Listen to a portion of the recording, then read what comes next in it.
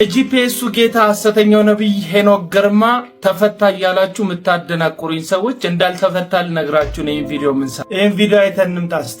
እኔ ለምሳሌ እዚህ ቤት ነበር የተወለድኩት። እዚህ ቤት ነው የተወለድኩት። ጌታ ምስክሬ እና ቤተሰቦች አሜሪካ ሄዱ። ከዛ ከሰርቪስ ቤት ዋና ቤት ገባሁ። እዚሁ ቤት 3 ወለድኩ።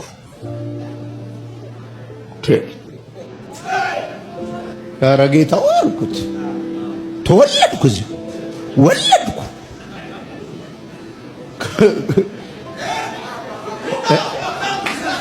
ማለት ልጆች ራሱ የት ነው አያታችን ቤት ከመሆን መንቃት አለብን። ካልደበረ ባይዞ አትወጣም። ወለድኩበት ቤት 3 ልጆች ወለድኩ።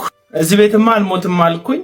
ስለዚህ መንቃት አለብኝ አለ። ሄኖክ የነቀው ለምንድን ነው? ያገለግለው የነበረበት አገልግሎት የጀመረበት ቦሌ ሩዋንዳ ሙሉ ወንጌል ቤተክርስቲያን 200 ሜትር ባራቀ ሁኔታ ጂፒኤስ የተባለ የራሱን አዳራሽና ሱቅ የከፈተው ለእግዚአብሔር መንግስትና ወንጌልን ለማስፋፋት አይደለም።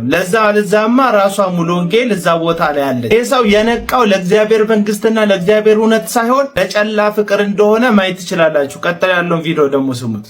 ቢግ ኢሹ ነው። ገንዘብ ቢግ ኢሹ ነው። እኔ አሁን አንድ ሀገር ሄዳለሁ አይደል? ውጭ ሀገር ሄዳለሁ። 3 ቀን ኮንፈረንስ አደርጋለሁ። ሰው ይፈወሳል፣ አጋንንት ይወጣል፣ በሽተኛ ይፈወሳል፣ ሰው ጌታን ይቀበላል፣ ሁሉ ሰው ይጽናናል። ፕሮግራሙ ሲያልቅ ሁሌ ፈንድሬዝ አደርጋለሁ። ለአገልግሎቴ የምትደግፉ ሰዎች ገንዘብ ጠይቃለሁ። ካለቀ በኋላ የሚጨቃጨቁት በገንዘቡ ነው። ስለ ዳነው ሰው አውሩ። ኢሹ ነው ይሄ። ሁሉ ቸርች ውስጥ ራሱ እንዲፈራ ተደርጎ አንዱ ባይዘው የኛ ስራ የእናንተን ገንዘብ ወደ ሰማይ መዝገብ ማስገባት ነው። ልክ ባንከሩ ቁጭ ብሎ ስታመጣ እንደሚከትልህ እኔ ደግሞ ስታመጣ ከትላለሁ። እንዴት አይነት ተጣመመ ትምህርት እንደሚያስተምር ተመልከቱትማ። ይሄ ሰው አገልግሎት ካገለገለ በኋላ ታምራት ይሆናል፣ አጋንንት ይወጣል። ከዛ በኋላ ፈንድራይዝ እሰራለሁ፣ ገንዘብ ስጡላለሁ፣ ሰዎች ይጨነቃሉ አለ። ኦፍ ኮርስ አውሮፓና አሜሪካ የሚኖሩ ሰዎች በጣም በብዙ ክሬዲት የተያዙ ሰዎች ናቸው። እዛ ቦታ ላይ ቤተክርስቲያን ብለው የሚመጡት በእግዚአብሔር ቃል ለማረፍና ስለ ዘላለም ህይወታቸው ለማወቅ በእግዚአብሔር ቃል እንዴት መመራት እንዳለባቸው ለመማር እንጂ አንተ ሄደ ስላገለገልካቸውና ሰይጣን ስለጨው ወይም ታምራት የምትለውን ፌክ ነገር ስላሳያቸው ገንዘባቸውን እንደ ሆላንድ ላም እንድታልባቸው አይደለም። ስለዚህ ምን ይላል ሰውዬ? እኔ አንዱ የማደርገው ነገር እናንተ ገንዘባችሁ ስታመጡ ሰማይ ቤት ወይም በሰማዩ መዝገብ እንዲቀመጥላችሁ ማድረግ ነው እያለ ነው። ምን ማለት ነው? ለሄኖክ ግርማ ለተባለው ሐሰተኛ ነብይ ገንዘብ ስትሰጡ ሰማይ ይቀመጥላችኋል እያለ ነው። ይሄ ሰው የተወለደበት ቤት ውስጥ አግብቶ 3 ልጅ ወልዶ ከዛ ነቃ። ምን ላይ ነቃ? ገንዘብ ላይ ነቃ። ገንዘብ ላይ ከነቃ በኋላ ምን እያደረገ ነው ያለው? ቤት ተከራይቶ ወጣና እዛው እናትና አባቱ የወለዱት ቦታ ላይ አግብቶ የወለደበት ቦታ ላይ ሱቅ ከፈተና በዛው ቤት ውስጥ ንግዱን ማጧጧፍ ጀመረ። ስለዚህ ምን አይነት ትምህርት እያመጣ ነው? የክርስቶስን የጽድቅ ትምህርት ገልብጦ ለኔ ስትሰጡኝ በሰማይ መዝገብ ታስከማቻላችሁ እያለ ነው። ለሄኖክ ጂፒኤስ ስትሰጡ ለቸርቹ ነው የምትሰጡት? አይደለም፣ ለራሱ ለግለሰቡ ነው የምትሰጡት። ቤተክርስቲያንማ የሰዎች ስብስብ ናት። ሰዎች ከጨለማ በክርስቶስ ኢየሱስ በማመን የሚሰባሰቡባት ህብረት የሚያደርጉባት ክርስቶስ ራስ የሆነባት ቦታ ነው። ጂፒኤስ ራስ ክርስቶስ ነው? አይደለም፣ የጂፒኤስ ራስ ሄኖክ ነው። ስለዚህ ለኔ ታመጣለህ ይላል። አትሊስት ለቤተክርስቲያን ትሰጣለህ እንኳን አይልም። ተከታተሉት ደግሞ ምን እንደሚል እዚህ ጋር ህዝቡን ገንዘብ ለኔ ትሰጣለህ እኔ ለሰማይ አስቀምጥልሃለሁ ይላል። ህዝቡን ሲያጭበረብረው ደግሞ ምን ብሎ ያጫጫዋል? ማይክ ይዞ ገንዘብ እያለ እንዲጮህ ያደርገዋል ህዝቡን። ይሄን ስሙትም። ጌታ ሆይ ብር ስጠኝ በሉ። ጌታ ሆይ ብር ስጠኝ በሉ። ይኸውልህ እኔ ቴሌቪዥን ላይ የምታይ ብር ከፍዬ ነው። አሜን ነው። በኋላ የማነብልህ መጽሐፍ ቅዱስ በብር የተገዛ ነው። መጽሐፍ ቅዱስ ምሰብክ አንተ እንዲደገፍ ብለህ የተቀመጥክበት ወንበር ብር ነው። እየሰማኸኝ ነው?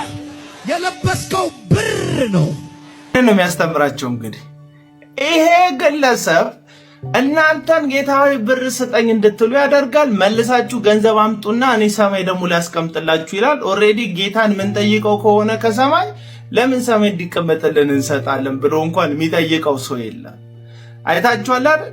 ቀጥሎ ደግሞ በማሳያችሁ ቪዲዮ ላይ ምን እያለ ነው ሄኖክ? ስሙትማ። አንተ ጊፍት ታመጣለህ እባርካለሁ። ይሄ ነው ቢብሊካል። አንዳንድ ሰው ይመጣና 50 ሺህ ልባርከው ሄኖክ ይላል። እማን ተባርከኛል? እኔ መባረክ እንዳደመጣችሁት ነው። ሄኖክ ምን እያለን ነው? እኔ ካህን ነኝ፣ እኔ ባርካለሁ እንጂ አንተ አትባርከኝም። አንተ ገንዘብን ተሰጣኛለህ፣ እኔ ቃል አውጣብሃለሁ ነው እያለን ያለው። ስለዚህ ይሄ ሰውዬ የነቀው ለገንዘብ ነው። መጽሐፍ ቅዱስ ደግሞ የሚናገረው ልጆች በገንዘብ ለሚመካ ወደ እግዚአብሔር መንግስት መግባት እንዴት ጭንቅ ነው ይላል። ማርቆስ ወንጌል ምዕራፍ 10 ቁጥር ላይ ጌታ ኢየሱስ ክርስቶስ ባስተማረው በሉቃስ ወንጌል መጽሐፍ ላይ ደግሞ እንዳነበብነው ለሁለት ጌቶች ልትገዙ አይቻላችሁም። ለማን? ለእግዚአብሔርና ለገንዘብ። ሐዋርያው ቅዱስ ዮሐንስ ደግሞ በመልእክቱ ምን ብሎ አስቀምጦልናል? ዓለምን የሚወድ ከእግዚአብሔር አይደለም። ዓለምን መውደድ እንዲህ ነው ይለናል። የዓይን አምሮት፣ የሥጋ ምኞት፣ ስለ ገንዘብ ያለ መመካት ነው።